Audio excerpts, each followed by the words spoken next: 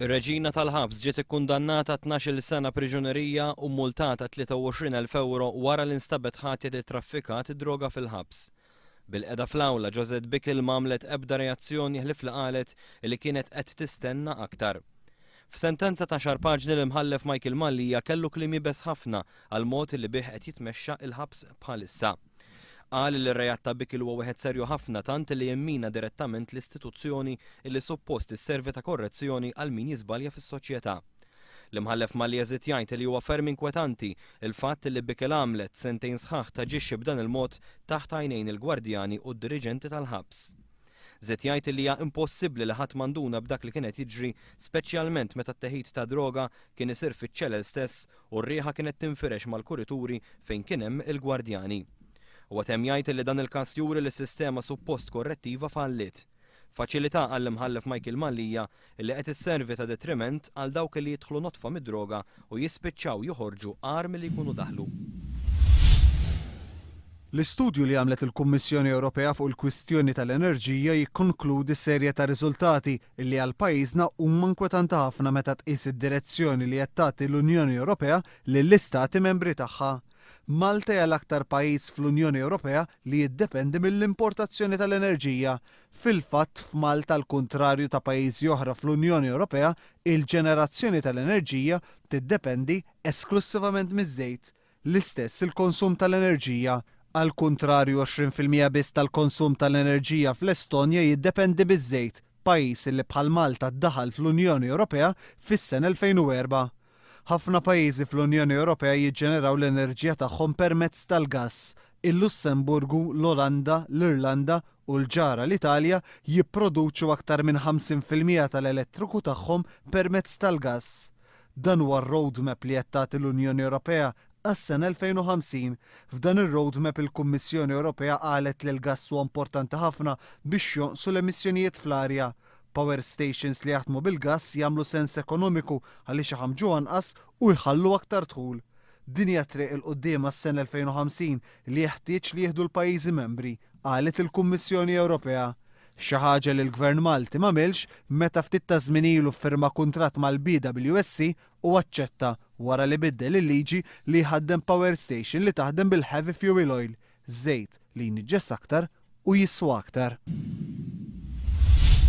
Min preżentazzjoni li għamlet l-Assoċjazzjoni Maltija tal-Lukandi u r-Restoranti, ir-riżulta li fix-xhur tas-sajf minkejja li kienet irreġistrata żieda minima ta' 0.3% fl-ammont ta' turisti, li l-jieli li qattaw f'pajjiżna naqsu bi 0.9%. L-operaturi turistiċi lmentaw miż-żidiet li qed ikunu imposti mill-Gvern, partikolarment fuq il-prezz tal-enerġija li ma' spejjeż qed ikomplu jnaqru l-kompetittività tas-settur turistiku Malti. Definitely, li iktar ma jkollok taxxi inqas kun kompetittiv fis-suq. U allura aħna dejjem inkunu rridu li t-taxxi jonqsu. Il-kelliem ewliel laburista għat-turiżmu Kavengolija li kien preżenti għall-preżentazzjoni qal li tħassib tal-operaturi turistiċi konferma l-kritika li saret mill-oppożizzjoni fil-Parlament. Fil-fatt, il-profitabilità tal-industrija tat-turiżmu ilha nieżla u fil-fatt ikkonfermat illi għadha nieżla. Fil-fatt il-livelli tal-lum huma ħafna inqas minn dawk illi kien jirriżultaw fis-sena 2007 u 2008. Dan huwa kollu dovut għal dak li aħna nsejħu fl-industrija government induced cost, spejjeż li qed jimponi l-Gvern anke minħabba burokrazija b'mod partikolari anki il-kontijiet tad-dawl u l-ilma. Sa dan it-tant matul l-istess preżentazzjoni, l-operaturi turistiċi esprimew ukoll tħassib serju dwar ix-xhur tax-xitwa. Li qed tinkwetana hija s-sitwazzjoni fis-source markets ekonomika li mhijiex daqshekk tajba u allura dan naħseb li se nimpatta fuq in-nies u l-flus li jonfqu.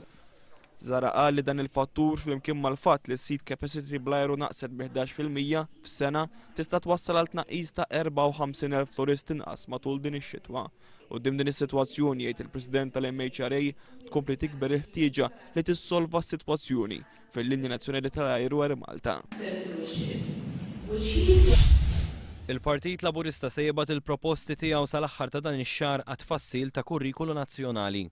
F'konferenza tal-aħbarijiet il-kelliem ewlieni Laburista Evarist Bartolo semma numru ta' punti li l-Partit Laburista xtaq jara li jiġu indirizzati fid-dokument tal-kurrikulu nazzjonali. Qal li bosta liema kkummentaw li l-laqat li saru ma kinux ġenwini u kienu aktar ta' informazzjoni milli konsultattivi. Semma wkoll li qed jiddaħħlu żewġ bidliet kbar dik tal-kurrikulu u l-e-learning platform iżda dawn mhux qed jiġu mżewġa. Evaris Bartolo qal li jinħtieġ ukoll li jsir investiment qawwi fl-iżvilupp ta' ċentri edukattivi għat-tfal taħt 3 snin. Preżenti wkoll għal din il-konferenza kien hemm il-kelliem ewlieni għall-edukazzjoni ogħla u l-Università Owen Bonnici li enfasizza li s-suċċess fil-livell terzjarju jiddependi mir-riżultati li jinkisbu fil-livelli primarji u sekondarji. L-ex-President Franċiż Jacques Chirac kien għata sentenza sospiża ta' 2 sentejn wara li nstab ħatib korruzzjoni. Chirac kien President ta' Franza bejn l-1995 u l-2007. L-akkużi miġjuba kontra tiegħu morru lura żmien meta kien sindku ta' Pariġi. Huwa kien akkużat li ħallas membri tal-partit tiegħu għal xogħol muniċipali li qatt ma sar.